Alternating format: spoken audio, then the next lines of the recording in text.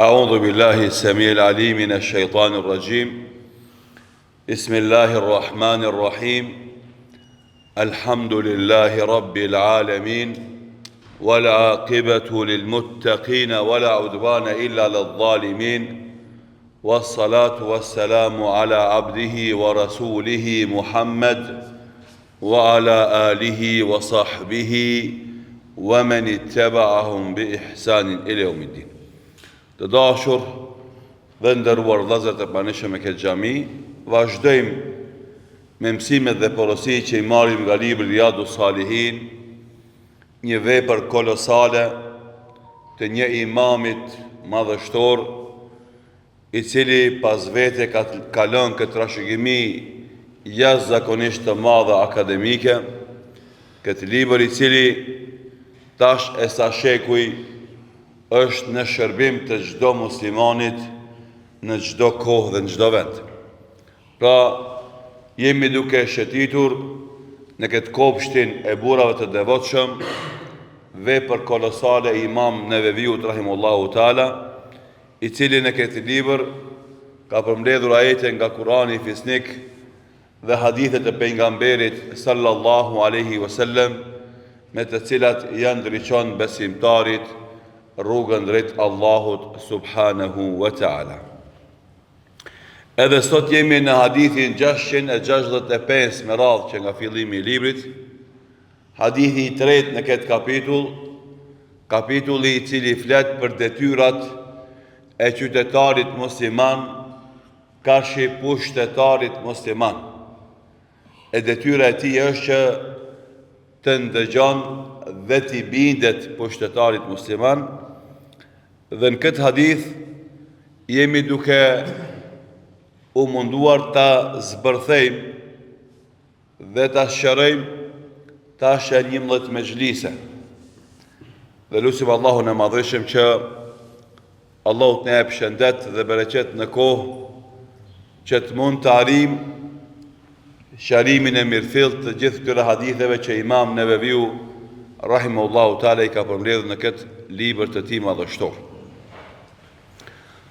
Thot Imam Neveviu rahimahullahu taala: "Wa an Abdillah ibn Umar ibn al-Khattab radiyallahu anhuma qala: Sami'tu Rasulullah sallallahu alayhi wa sallam yaqul: Man khala'a yadan min ta'atin laqiya Allah yawm al-qiyamati wa la hujjata lah. Wa man mata wa laysa fi unuqihi bay'ah mata mitatan jahiliya." Rawahu Muslim. Thot Imam Neveviu rahimahullahu taala, na rafan Abdullah ibn Umar ibn al-Khattab radiyallahu anhuma, i cili thot kam dëgjuar pejgamberin sallallahu alaihi wasallam duke thonë: kush e largon dorën nga beslidhja e respektit, ai njeri në ditën e gjykimit do e takon Allahun pa argument. Dhe kush vdes e në qafën e tij nuk ka beslidhje, beja, ai njeri vdes me vdekje të xahilietit. Këtë hadith e transmeton Imam Muslimi në Sahihun e tij. Në transmetimin tjetër që gjendet gjithashtu në Sahihun e Imam Muslimit, qëndron edhe ky version: "Wa man mata wa huwa mufarikun lil jama'a fa innahu yamutu mitatan jahiliya." Kush vdes duke u largu nga xhamati, ai njeri vdes me vdekje të xahilietit. Këtë hadith jemi munduar të zbërthejmë dhe sharojmë në prizmën e rrethonave politike dhe shoqërore të umetit islam sot. Dhe jemi munduar që krejt atë që është thonë për këtë hadith nga dietarët dhe imamët e mëdhej gjatë shekujve, ta paraqesim para jush që na rrëfend, na shërben si udhërrëfyes për jetën tonë bashkëkohore. Dhe te meselja e fundit që folëm për të dje dhe erdhëm tek mësimi i fundit që vjen nga ky hadith, se prej qëllimeve të thirrjes islame është unifikimi i qëndrimit të muslimanëve dhe bashkimi i radhëve të tyre. Edhe nëpërmes kësaj procedure politike që ka ndërtuar Islami 15 shekuj përpara, kur bota nuk ka pas renditje politike të qartë, për pushtetin e kanë marrë në bazë të forcës, që kanë pas ata të cilët e kanë shpallë vetin princ, apo mbret, apo komandant ushtrie, dhe nëpërmes kësaj mënyre ata e kanë ndërtue ndërtimin politik të atij shteti, asaj principate dhe asaj shoqërie. Në atë kohë, po jo vetëm në atë kohë, prej atëherë deri sot, vazhdon kjo ofertë e një sistemi politik me qenë akoma shumë aktual, edhe tej mase sfiduese të gjitha sistemeve politike tjera që kanë sjellë njerëzit në botë. Edhe andaj lufta më e egër që bëhet kundrejt Islamit është mu kjo point, qeverisja islame. Qeverisja me sheriatin Allahu Dhul Xhelal, me ligjet e tija. Besoj që ju ka rastis me lexu dhe me ndëgju që kur muslimanët çlirohen nga një okupator apo e marrin pushtetin sipas procedurave demokratike me një vend, çështja e parë që u ndalohet muslimanëve është me qeverisë me shariat. Krejt bota qonë, kom thot, bëni çka të bëni, ama me shariat nuk keni drejt me gjëku. Ama s'keni drejt me bo qeverisje islame. Kudo që ka ndodhë brenda 4 dekadave të fundit se e di une, që musliman ka në adhë pushtet, krejt bota u ka qënë kom dhe janë bo bashk, me gjithë se ata kanë për shembull interesat të ndryshme dhe të kundërta njëra me tjetrën, kur të vjere puna të kjo pikë, këtë bëhen bashkë. Tash parashtrohet pyetja, pse ka që dhembë atyre qeverisa me islam? Pse ka që pengon atyre? Për shembull, na muj me thonë, me konë ata dinak dhe perfit, thonë jo, qeverisa si doni edhe sabotoje pastaj ti, dhe thuj ja s'po bëhet me islam me qeverisë. Mirë po atë që janë trembur, atë që janë friksum prej sistemit politik islam, sa që nuk dojnë me lonë hiq në kom me ekzistu. Pse? Se ata thëjnë, na mujna me sabotu sa dush, mirë po atë është bukur i organizuar sistemi politik islam, sa që mbjeton me gjitha sabotimet që ja bëjnë. Edhe s'dojnë me lonë hiq, askun mu personifiku më një shtetë. Pse?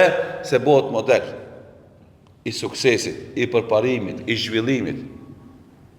Edhe lufta më e madhe që bëhet është mos me i mundsu botës me pa shembull tjetër të suksesshëm përveç shembullit të vet që ata e paraqesin. Që normalisht tani për tani e llogarisin se sistemi demokratik perëndimor është sistemi më i avancuar politik që ekziston në botë. Edhe shkosh më e keqe që edhe na muslimanat, edhe shumë hoxhallar bile, fatkesisht, janë binë se domethënë koha e sheriatit islam ka mbaru, e tash mund me të bëne kombinim me demokrasi, edhe kështu me vazhdu jetën tonë. Megjithëse padyshim kjo është gabim, dhe ngelet islami me të gjithë atë fuqi të argumentimit logjik që ka brenda vetes me qenë alternativa edhe oferta e botës. Se vetëm sistemi politik islam, vetëm koncepti i umetit dhe khilafetit është ajo që i ofron siguri dhe stabilitet dhe zhvillim botës. Ashtu sikur se i ka dhënë siguri, stabilitet dhe zhvillim 11-12 shekuj me radhë në historinë e zhvillimit pozitiv të perandorisë islame, qoftë në kohën e khilafetit të drejtë kohën e pejgamberit sallallahu alaihi wasallam dhe khalifeve të drejtë 30 vjet, qoftë në kohën e perandorisë emevite, qoftë në kohën e perandorisë abasite, qoftë në kohën e perandorisë osmane. Në të gjitha këto etapa historike, ajo që i ka dhënë Islami botës është krejt kjo që sot na e gëzojmë. Për të gjitha formave të zhvillimit teknologjik, shkencor, industrial, shoqëror, po edhe juridik. Edhe kemi treguar në disa herë se shumica e kushtetutave të botës janë vjedhje e produkteve juridike të fukahave, të ulemave të mëdhej të fikut në historinë islame. Dhe tani njëra prej qëllimeve ky sistem politik islam që e ka unifikimin e muslimanëve brenda një shteti. Edhe prej mënyrave se si e imponon unifikimin e qëndrimeve është që të respektohet kryetari musliman. Dhe nuk lejohet rebelimi ndaj tij për arsye banale ose për arsye të vogla. Përveç nëse ai e braktis fen edhe zhytet në mëkate të mëdha dhe nuk e përmbush qëllimin për të cilin është përzgjedh. Ajo është ngritja e fjalës së Allahut dhe përhapja e thirrjes islame. Në momentin që ai e tradhton këtë amanet që e ka marrë, atë normalisht shkarkohet nga ajo pjesa elitare që quhet Ahlul Halli wal Aqd, pjesa akademike, intelektuale dhe profesionale që e zgjedhin dhe e votojnë të parën e muslimanëve. Edhe këtu është dallimi i parë mes konceptit politik islam dhe konceptit politik jo islam. Se kryetari nuk e zgjedh çdo njeri, po e zgjedhin pjesa akademike, intelektuale dhe profesionale. Edhe ka dallim kur e zgjedh për kryetar një akademik shkence edhe një njeri i pashkollum. Dallimi është jashtëzakonisht i madh. Edhe prej këtu fillon dallimi dhe normalisht ky dallim e nxjerr në shesh kualitetin. E pa shkak në perandorinë islame zakonisht kryetarët, sidomos në momentin kur kanë qenë të zgjedhur nga njerëzit e mençur dhe të ditur, dallojnë prej atyre që zgjidhen sot për kryetar shtetesh.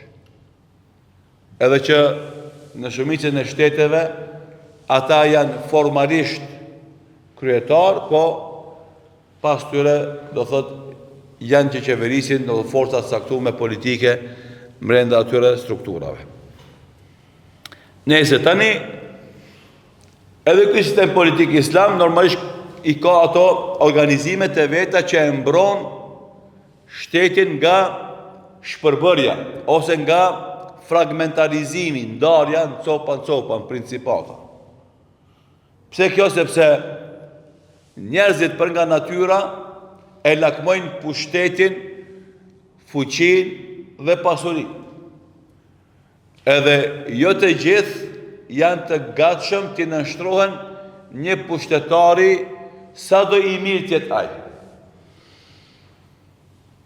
Edhe për ta rregulluar këtë situatë që momentin që shoqëria muslimane e zgjedh një kryetar të mirë, atëherë krejt shoqëria e ka për borxh dhe detyrë të shfaq bile t'ja jep beslidhjen, do thot atij kryetarit, të jep besën e dëgjimit dhe bindjes ndaj tij dhe respektin ndaj tij.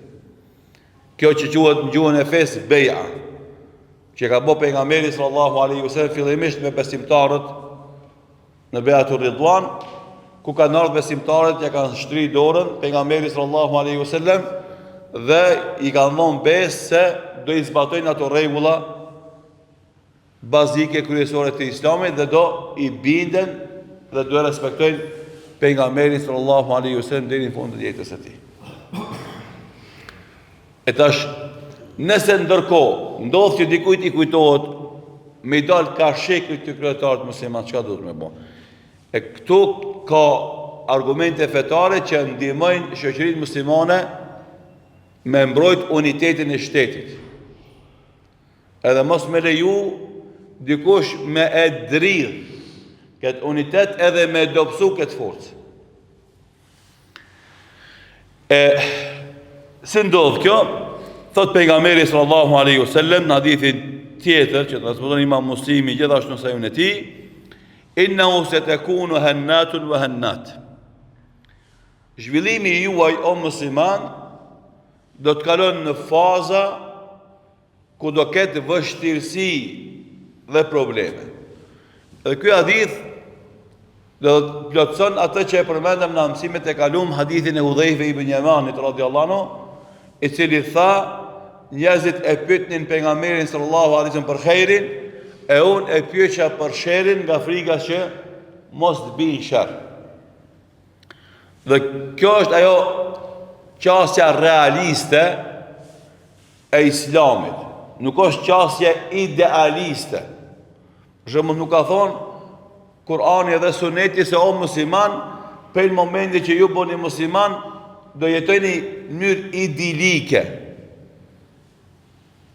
Si ju kërkosh ka metu? Jo, do të keni metu edhe me probleme keni me pas. Sfida keni me pas, vështirësi keni me pas, pengesa keni me pas. Jeta ka më u zhvillue në natyrën më të natyrshme që mundet.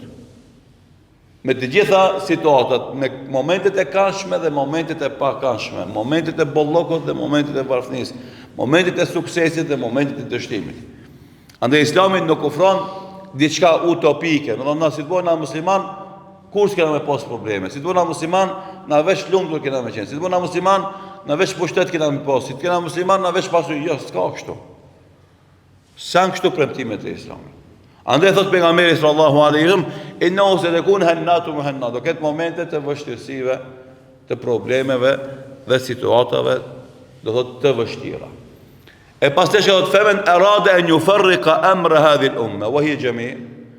Dhe nëse ndodh që ummeti islam i gjithë është i bashkuar për një kryetar, e dikush don me përçak këtë bashkim, fadribuhu bis-sayf. Goditne fuqishëm me shpatë. Mos lejoni me va përça unitetin dhe bashkimin.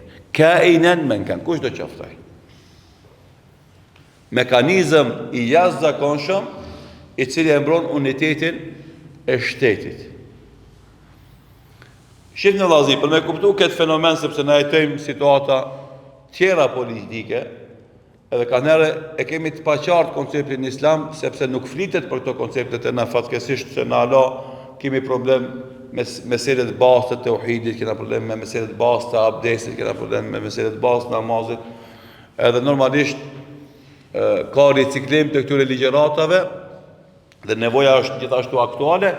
Halas kemi mri për shembull me bën një shtresë xhamatin, më thonë e ka dalë juve, po e flasim për konceptin islam të qeverisjes. Për konceptin islam, domethënë, të formimit të ekzekutivit, të qeverisë, të formimit të legjislativit, parlamentit, mejlisi shura që quhet, këshilli konsultativ. E pastaj të flasim për sistemin gjyqësor, qadha, se si ai, megjithëse këto mesele janë të pranishme në librat e fikut, librat e jurisprudencës islame.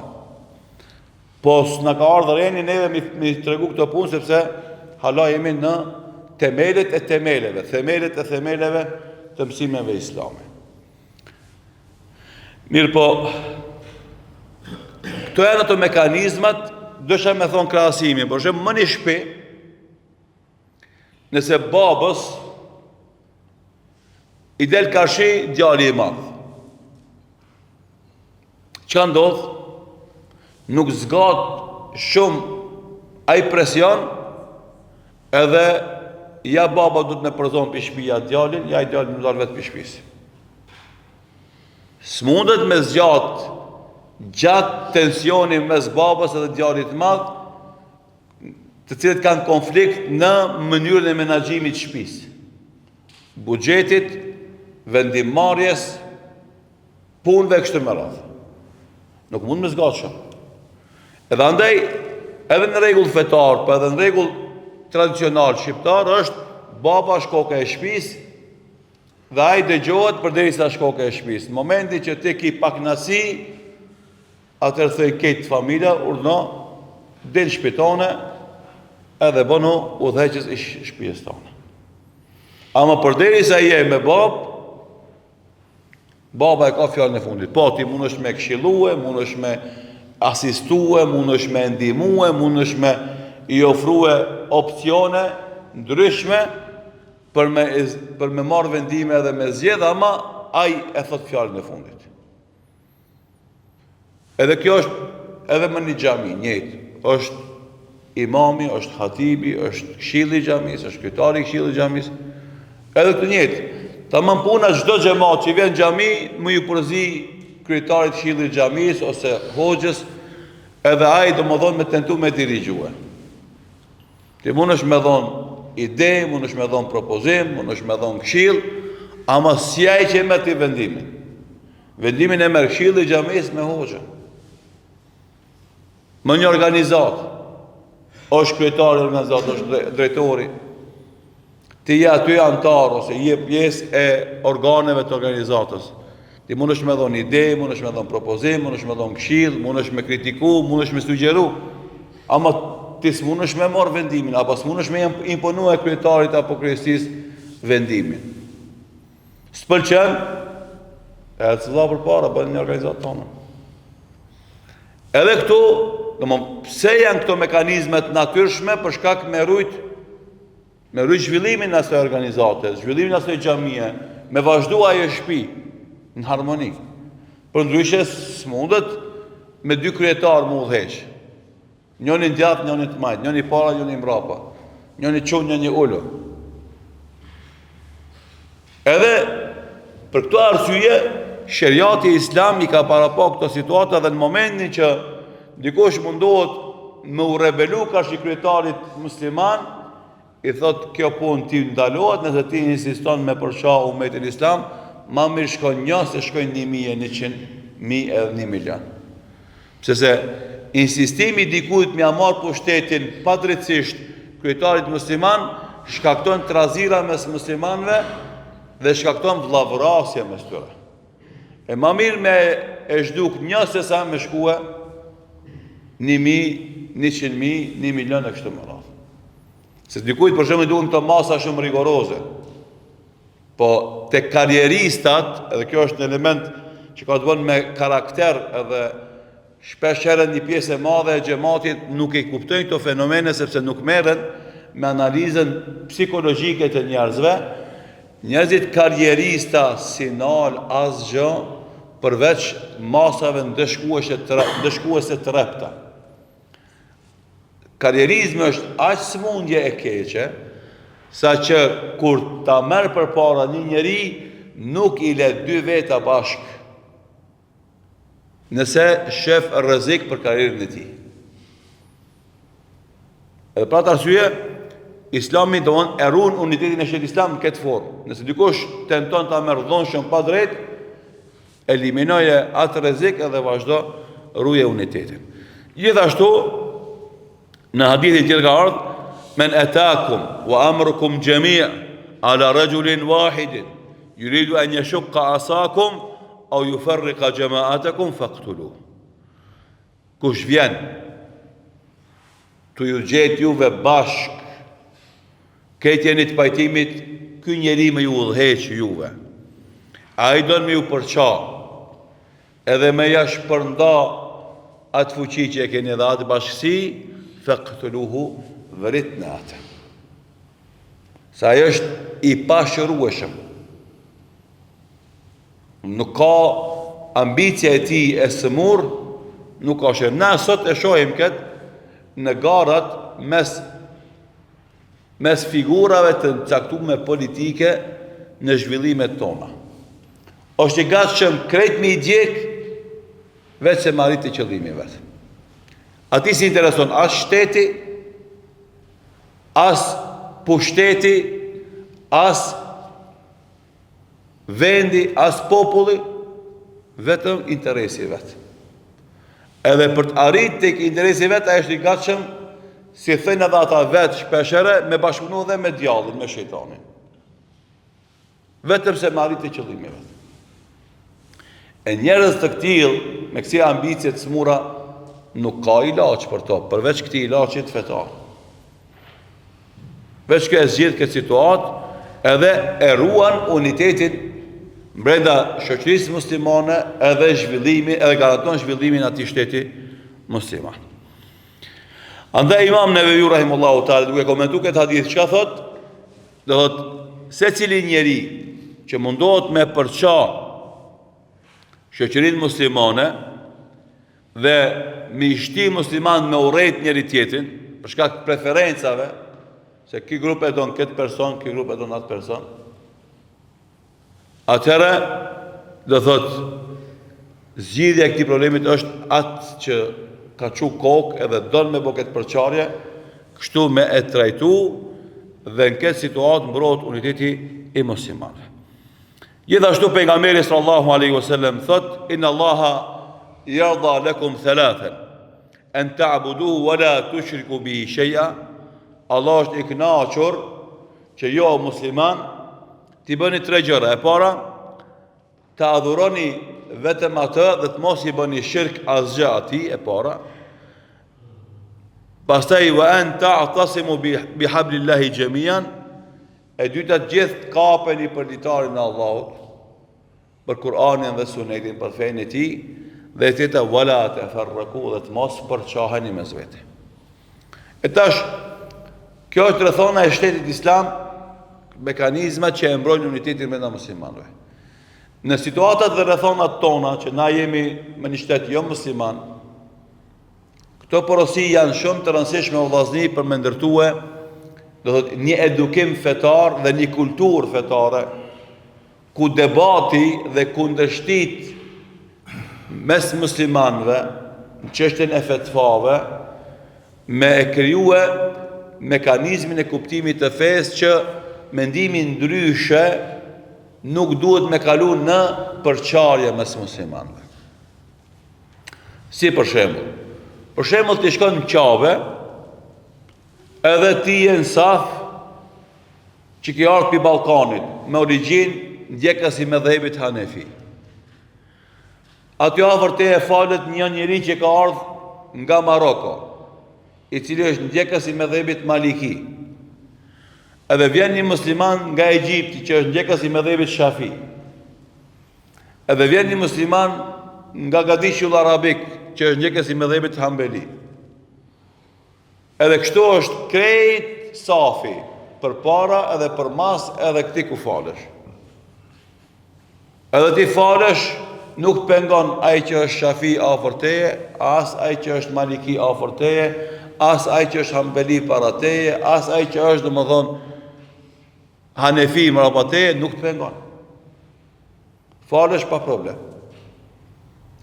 Mirë po, i njëjti person, kur vjen në vendin e vetë, që ka qenë haxha apo numre atje, nëse vjen dikush afër ti falet si Hanefi, Hanbeli ose si Maliki, pengon.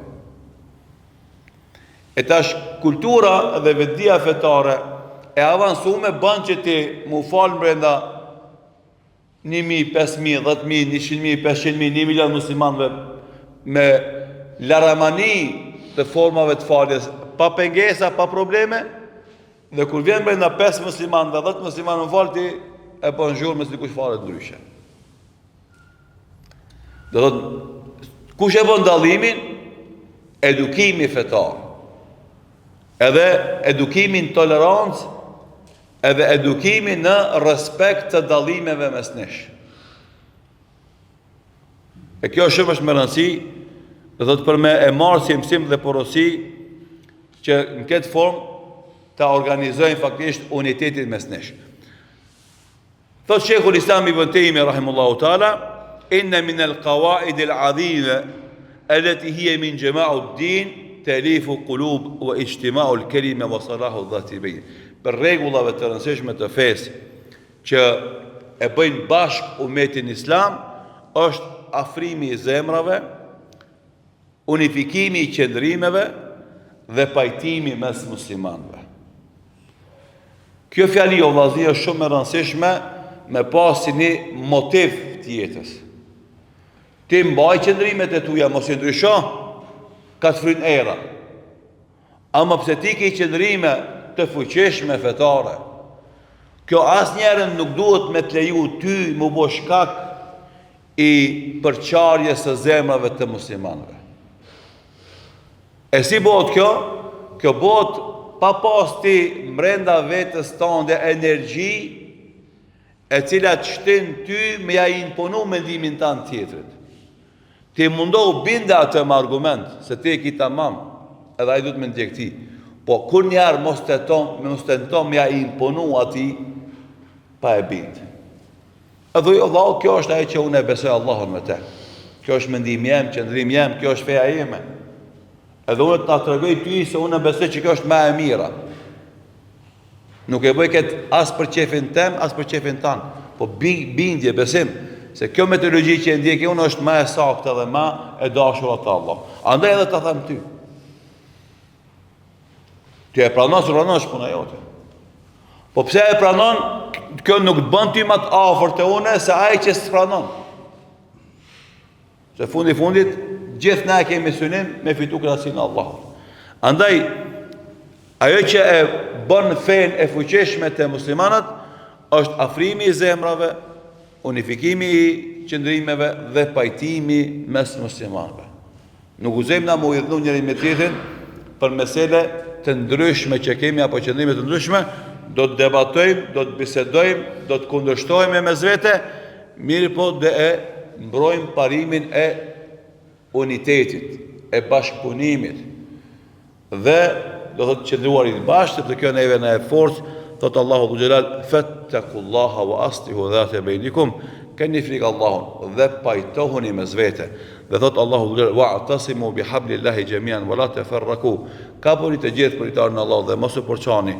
Dhe thotë wala takunu minal mushrikin, wala takunu kalladhina tafarraku wa ikhtalafu min ba'di ma ja'ahum al-bayyinat wa ulaika lahum adhabun adhim. Mos u bëni si ata që kishin mendime të ndryshme dhe u përçan, pasi që u erdhën faktet dhe argumentet, e atyre u takon dënimi i dhëmshëm. Andaj, të gjithë dietarët musliman kanë sjell argumentet fetare dhe i kanë elaboru ato që me rujt unitetin musliman mes vete. Domethënë, na jemi të folë për shtetin islam dhe kryetarin musliman se sa është më rëndësi me rujt unitetin. Kur shteti ka fuqi, paramendo kur na s'kemi shtet islam edhe jetojmë kështu si jemi të dobët. Ruajtja unitetin këtë kohë është edhe ma e madhe. Rëndësia me rujt unitetin këtë kohë është edhe ma e madhe. Edhe andaj, çdo musliman i mençur dhe larg pamës e ushqen dhe kontribon jashtëzakonisht shumë për me mbrojt unitetin mes muslimanëve. Edhe mos më bëj ai shkak i përçarjes së muslimanëve. Kjo s'do më thonë ti me ndru qëndrime si fryn era, ama kjo s'do më thonë gjithashtu edhe me çdo kënd që ti ki mendime ndryshme, mi shpall luftë ati edhe me u armisu me te. Me këtë sqarim e gjithse pak e zgjatëm, na përfundojmë sqarimet mbi këtë hadith që na ka marrë shumë kohë, po besoj që kemi mësu shumë gjëra të rëndësishme, sidomos për ata që janë matri, se si duhet me i perceptu këto fenomene dhe këto rregulla fetare të jashtëzakonshme. Vazhdojmë normalisht me hadithin e 4 deri në ashëm. Këtë kapitull janë 11 hadithe dhe të gjitha këto flasin për këtë temë, raportin mes qytetarit musliman kashi kryetarit musliman, dhe vazhdojmë na me sqarimet të lidhura me këto hadithe të pejgamberit sallallahu alaihi wasallam, të cilat na normalisht përveç asaj që shërojmë në formën autentike dhe se si ato duhet kuptohen në zhvillimin e shoqërive muslimane me politikat islame, bëjmë krahasime edhe të rrethonave tona, ku na nuk qeverisemi sipas politikave islame, po jemi këto situata ku jemi dhe normalisht kjo neve na ndihmon për me ngrit vetdijen dhe kujdesin tonë se sa na duhet me qenë vëmendshëm se si edhe çka bëjmë në lidhje me thirrjen e Islamit dhe vetëdijsimin e muslimanëve në vendet tona. Allahu na i falë mangësitë tona dhe gabimet tona, Allah i pranoft adhurimet dhe lutjet tona, Allahu na dhash dije të dobishme dhe vepra të mira, na dhash sinqeritet në fjalë dhe vepra, dhe ashtu si na ka bashkuar në këtë xhami për të marrë këto mësim, këto hadithe dhe këto porosi. Allah i madhëshëm na bashkoft me Muhammedin sallallahu alaihi wasallam në Jannatul Firdaus. Wallahu ta'ala a'lam. Wa sallallahu ala Muhammedin wa akhiru da'wana alhamdulillahi rabbil alamin.